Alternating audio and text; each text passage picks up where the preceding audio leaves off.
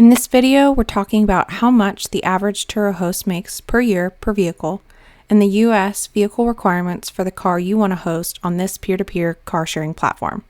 Welcome to the EntrepreNAGEL channel, where we share our business journeys as full-time entrepreneurs. Let's talk about how to know if you and your car are ready for Turo. First up, are you ready to host on Turo? If you're not sure if you're ready to get started and want to learn more, you can check out the Turo website where they describe how you can accelerate your entrepreneurship. You scroll down, they actually tell you what the current Turo host is averaging yearly per car or however many cars in their fleet. So for example, if you have one car on Turo, your average annual income is $10.5 thousand.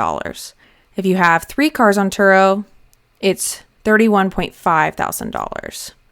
And if you keep going down the list, they have a list of up to 5, 7, and 9 cars. It gets up to nearly $100,000 a year of annual income, which is pretty impressive.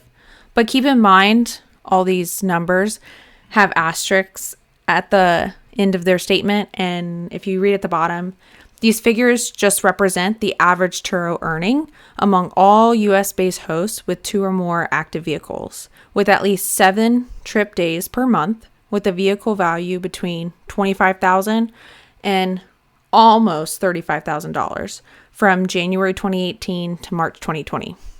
Earnings have not been reduced to reflect costs such as vehicle maintenance, cleaning, insurance, and deductibles. So keep that in mind that if you're interested in hosting on Turo, the average that everybody makes with just one car is about $10.5 thousand a year, which is pretty amazing without the vehicle maintenance, cleaning, insurance, and deductibles taken out. So just bear that in mind.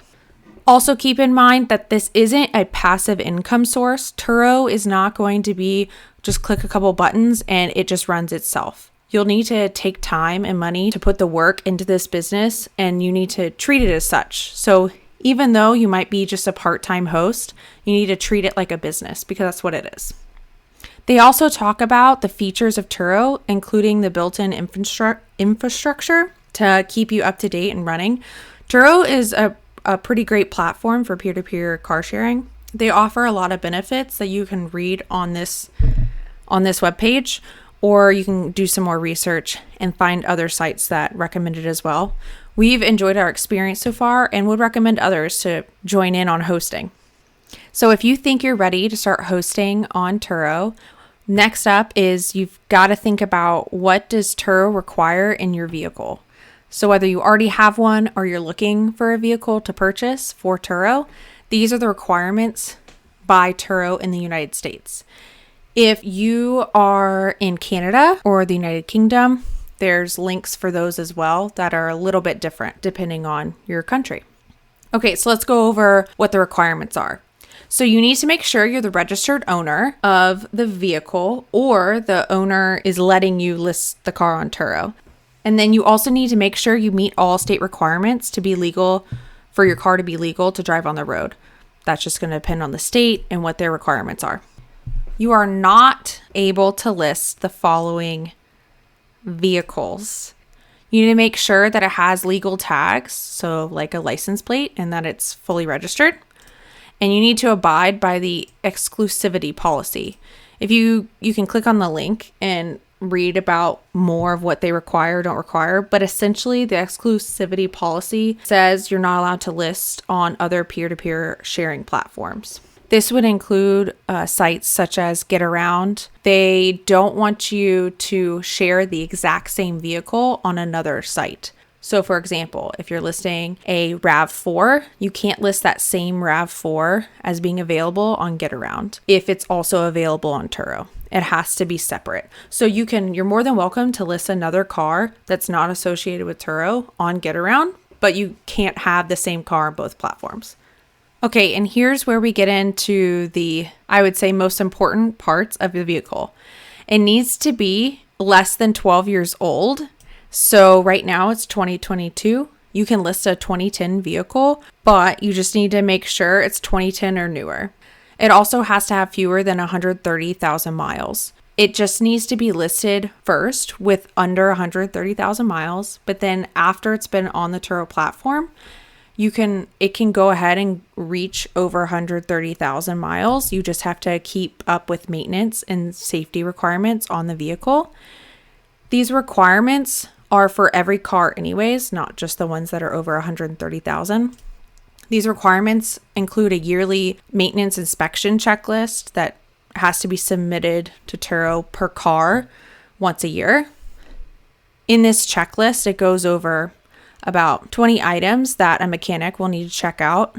You can check out who's allowed or preferred by Turo. They do have deals with several national brands, and they even have a couple places that can do virtual maintenance inspection checklists for you.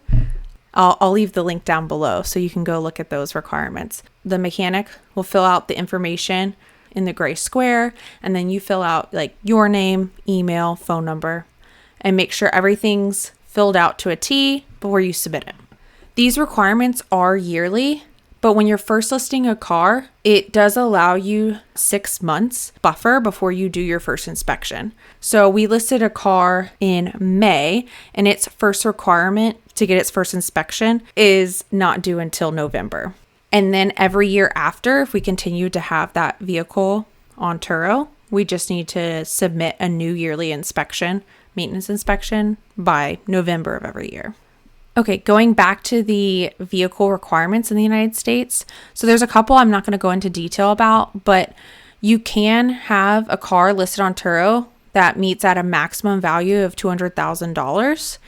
And then there's specific New York requirements, including, because they just opened availability in New York, to have an inspection sticker valid. And then you have to complete the Turo Host orientation before the vehicle can be listed. Another important thing when you're looking to purchase a vehicle for Turo, or you're wanting to list your current vehicle, it needs to have a clean title and it cannot have been declared as a total loss in an insurance claim. Then there are also basic insurance requirements. We'll follow the link. So these would include, you need to make sure you have a personal insurance card in the vehicle registration, and then the Turo incident information card.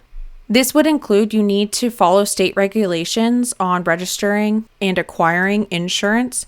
So Turo offers insurance when a guest is renting the vehicle, but for the times after a guest trip or before a guest trip, you're required by state law to have insurance on the vehicle.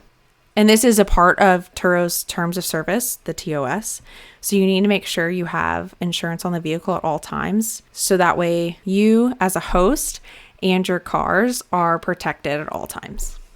Okay, going back to the requirements for a vehicle.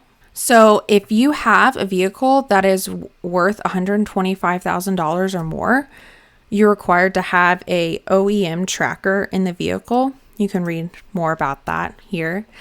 And then if you're interested in listing a specialty or classic car, there are special conditions listed here that are highlighted.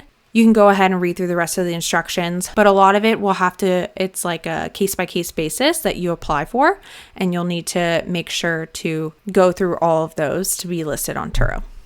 We just covered how much the average Turo host makes per year per vehicle, and the U.S. vehicle requirements for the car you want to host on this peer-to-peer car sharing platform. Check out our upcoming videos where we'll be going into more details of how we operate our fleet, including how to list your vehicle on Turo and our tips for taking photos for your listing. Thanks for watching.